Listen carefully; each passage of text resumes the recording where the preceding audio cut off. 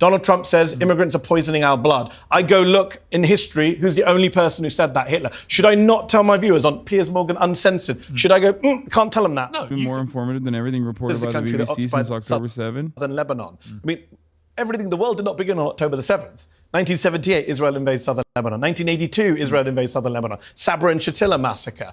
2006, Second Lebanon War, murder 100 people. But you always make it sound like they're just doing this for the sake of it. They're not. What are they doing it for? Well, they've been provoked by Hezbollah. Hezbollah didn't exist in 1978, Piers. Okay, I'm talking about the specifics of going on now. The provocation since October the 7th. Hezbollah's first response to October the 7th was to unleash rockets on Israel That's not true. on October the 8th. That's not true. That's not true. That is what happened. Where did they fire their first rocket? They fired rockets on the 8th. Where? Well, you tell me. No, you just said they fired at Israel. Where? Well, he's going to say they fired their first rockets on occupied territory that isn't even Israeli territory to begin with, which is correct. They fired in the direction of Israel. Where did they hit? They fired at the if you know Sheba the Farms. answer, tell me. I do. They fired at the Sheba Farms, which, as I said earlier, is an area of Syria. Well, the Lebanese claim it's Lebanon. Syria claims it's Lebanon. Israel says no and is occupying the Sheba Farms. They fired at Israeli military installations in the Sheba Farms. Now, have they got fired in Israel? So since? they were firing at Israel. They were firing Yes. at an area that Israel says is theirs. Oh, okay. Well, now southern Lebanon is going to be an area that Israel says is theirs. And then when they fire rockets in the southern Lebanon, that will give more cause to Israel to go and invade and encroach further and further into Lebanese territory. It almost feels like this is 1948 all over again. It's 1948. It's 1967. It's the Israeli invasion of Lebanon. This is how the justification occurs. This is how there is a permission structure designed around Israel doing this over and over again. How the fuck do they do this every single time? Oh, sorry. Well, we declared this territory to be ours. You're firing rockets at it. Now we're going to fire rockets back at you. Then you're going to be like, okay, fuck you. Now we're going to fire rockets in the northern Israeli territory. All right, tit for tat, baby. 80% of the fucking rockets, meanwhile, are actually from the Israeli side going into Lebanon, mind you. No, Israel doesn't say that. Israel says it's Syria's. Because remember, Piers, Israel is occupying Syria and the West Bank and Gaza and Lebanon, would argue, parts of Lebanon. This is the problem, right? The core of the problem is Israel's territorial expansionism. It's a mess. Attacks, not a mess. It's Israel occupying multiple Arab lands, which leads to quote-unquote resistance or quote-unquote terrorism, whichever word. I don't care what word you want to use right now. But that is the core, right? You had John Mearsheimer on the show this week, made the same point. Deal with the occupation, then you deal with the violence. And look, has Hezbollah fired into Israel at civilian? Yes, I don't agree with that. But the reality is 82% of the exchange of fire between Lebanon and Israel since October the 7th has been done by Israel. Nailed it. He hit all the talking points. He hit all the fucking points. More of Mehdi cooking Piers on that episode. Rhetoric. I wish I didn't have to compare Donald Trump to Hitler. But when he quotes the lines from Mein Kampf, as a journalist... Come on, Mehdi. As a journalist, should I not point out that? You shouldn't compare him to Hitler because he's not Hitler. Okay, so what should I do? So I'm a... Yeah, no one... You can't compare anybody to Hitler. You shouldn't even learn about Adolf Hitler, actually. We shouldn't even be teaching Adolf Hitler because he's a once-in-a-lifetime guy, okay? Like, there's no reason to learn about Adolf Hitler or the Holocaust. Like, no lessons to be fucking learned from any of those things, you know? Like, this is, like, the fundamental reason why we teach this shit in schools, which, by the way, I don't think we teach this shit in schools well enough, seemingly. Like, what do you mean, dude? Why? But, like, there is no... Oh, no one... Never again. Never again means it will never happen again, of course. It's certainly not happening now. They talk about him like he's the GOAT. I'm a journalist. Donald Trump says immigrants are poisoning our blood. I go look in history who's the only person who said that, Hitler. Should I not tell my viewers on Piers Morgan Uncensored? Should I go, can't tell them that? No, you can you can say he shouldn't use language like that. Can I say he's quoting Adolf Hitler? You can't say he's the new Hitler. I mean, I don't know if he's the new Hitler. There's definitely a lot of Hitlerian politicians out there. There's a long list, dude. I called him the new Hitler. Right. I've never called him the new Hitler. So you accept the people who but I'm allowed. But you say I'm allowed to say he's quoting Hitler. You can, if he uses a direct sentence, which you can chart back to. It's almost directly the same. That's absolutely fair enough. But the idea that there is any comparison between Trump, no, and of course not. Hitler is Hitler. We know that. Is appalling. Hitler is Hitler. Do you agree? It's appalling. No, but I want to qualify what you're saying. Hitler agree it's appalling. What is appalling? To compare him to Hitler. To compare him in what sense, though? They're calling him the new Hitler. Yeah, so no, don't call him the new Hitler. Is that appalling? Oh my God, I'm not playing the silly game. Give me a word. I don't want you put words. Give me a condemnatory word. I think it's not accurate to say he's the new Hitler because Hitler killed 12 million people. Yeah, it's not true. Not offensive. But if you let me finish the sentence? No, it's not. It's not offensive. I think it's ridiculous to claim that like Hitler is some unique specimen of evil, dude. What the fuck? The entire purpose of learning about Adolf Hitler and Nazi Germany is so that we understand all the material conditions that primed a person to be able to do that, and also how the entire world could basically turn a fucking blind eye, specifically German society could turn a blind eye. Except if you kind of read into that a little bit too much, you start noticing the parallels between Israeli society and Nazi Germany. And then all of a sudden it's like, oh, that's a weird thing to think about. Yeah, we shouldn't do that, actually. Don't learn about Hitler. I take it back. Don't learn about any of that, okay? Who cares? It just happened in the past. The past is the past. Come on. Like, come on, dude. The fuck? Like, this is kind of like a liberal version of being like, well, did he say he was a Nazi? You know what I mean? You know how like Nazis will always engage in like Holocaust revisionism or whatever, and then be like, well, actually, how dare you call this obvious neo-Nazi a Nazi? After all, did he say he was a Nazi? And you can play that song and dance all the way to like everyone but Hitler virtually to be like, well, they didn't fucking actively petition it or whatever, right? And it's all a lie. It's like, that's why we say, if you're sitting at a table with one Nazi and there's 10 other people, then that means there's 11 fucking Nazis at the table. All right? Straight up. And that's instructive in understanding how fascism thrives and fascist actions thrive in modern society as well.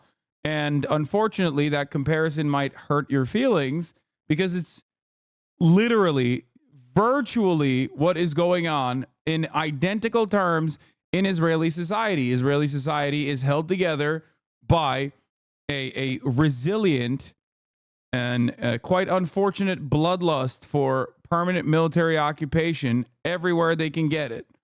Okay? And also supremacist attitudes, ultranationalist supremacist attitudes for the in-group being Jewish people. That's it. Like, they can masquerade around and say it's for self-determination, it's for sovereignty, it's for we have to create a Jewish nation state. Israel has a right to defend itself over and over again. But you can't keep saying that. It's not like the Germans didn't say that. You know what I mean? They said that too. They said the exact same shit, actually, identically. It's just the in-group, out-group was different. I speak to a lot of fascism scholars, people like Ruth Ben-Ghiat, Jason Stanley. A lot of people say that there is an analogy between what Trump is doing in America now and what happened in places like Germany in the 20s and 30s. No, right? I respect your opinion. I respect your opinion that you don't think it is. Give me an example. I'm not having that argument right now. I'm trying to make a separate point, which is if fascism scholars are saying, we look at history and we make comparisons, they are scholars of fascism and they're saying, hey, hold on, the rhetoric is very similar. The way they're operating is very similar. That is it. That, first of all. By the way, he's talking about Trump here, not even Israel, which a comparison within Israel is also apt. A comparison for America is also apt as well, 100%. Our appetite for destruction is also endless, even though, unlike Nazi Germany, whereas like the Israel comparison is better for Nazi Germany because of the personalized aspect of it almost, because it's like violence that it's dishing out to its own subordinates, basically, its own people that it's held captive for generations. Whereas with America, we have like streamlined the process. It's a machine of death and destruction, but it's far away. So it's easier to not really think about it, which is why you always have in American society people of two minds, people that are like, hell yeah, America being the world police is great, but also simultaneously like, I don't know if we should be spending so much money on war, right? Like, that's not necessarily the same in a country that is hyper militant like Israel, especially when like the violence that they're dishing out is directly in their doorstep. You know what I mean? America got done with its ethnic cleansing campaign a long time ago with its indigenous population, even in terms of its like chattel slavery regime, right? So it's easier for us to whitewash the wrongs of the past while still maintaining certain aspects of that white supremacist attitude, whereas Israel is currently engaging in it. So that necessitates more propaganda, and that creates like a deeply personal connection to dishing out that violence so you can just like, I don't know, hold a fucking rave next to a concentration camp. You know what I mean? That's like not a thing you can do in other circumstances. Like you can only do that if you're turning a complete blind eye to all this violence. By the way, I don't care. It's still xenophobic, bigoted. Britain has done more to pull some licenses from Israel than America has. And I'm Australian, by the way. Oh my God. Dude, if you think that I'm not sufficiently shitting on America every goddamn day, I don't know if you're hearing the words that are coming out of my mouth at all. Okay? And England can take some of that smoke too. God damn, Australians. Some of you are the coolest people I've ever met in my life. And some of you are such peasant-brained cucks. It is mind-boggling. No wonder you are still under the Commonwealth. Holy fuck, dude. Have fun changing your coins or whatever the fuck's going on. Jesus Christ. It's actually shocking. You can't make fun of my country, not on my watch. Dog, it's even worse. He's defending England as an Australian. Like, did you learn nothing, dude? Why did your fucking ancestors get murked to Turkish machine gun fire in fucking Gallipoli?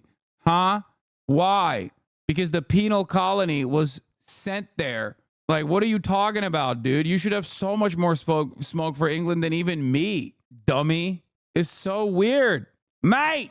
It's funny to have this level of, like, allegiance and defending England's awful reputation as an Australian guy. That's really funny. Well, free speech, they should be. You can't hate on France. I'm Algerian, by the way. You said Trump. You used to be the free speech champion. I am. And then you sit there regulating everyone's speech. I'm not Say it's appalling. I'm not regulating. No, I'm asking you. literally just told me. Call it appalling. That's not regulating what you're saying. It's asking you, can you bring it in yourself to condemn people who say he's the new Hitler? I don't know who those people are. J.D. Vance called him the new Hitler, and he's his running mate. To take it up with J.D. Vance. Condemn him as well. Call him on your show. But you condemn anyone on the left who uses it too, right? Uses what, though? Who says he's the new Hitler? Specifically. Those specific words, the new Hitler, yes. Okay. Is he speaking? Oh, God. Dude. Mehdi, don't play this fucking game, dude. It's so annoying. It's such an unproductive game to play with this fucking baboon in a suit. Like Hitler? Yes, he is. Okay. And that should be condemned.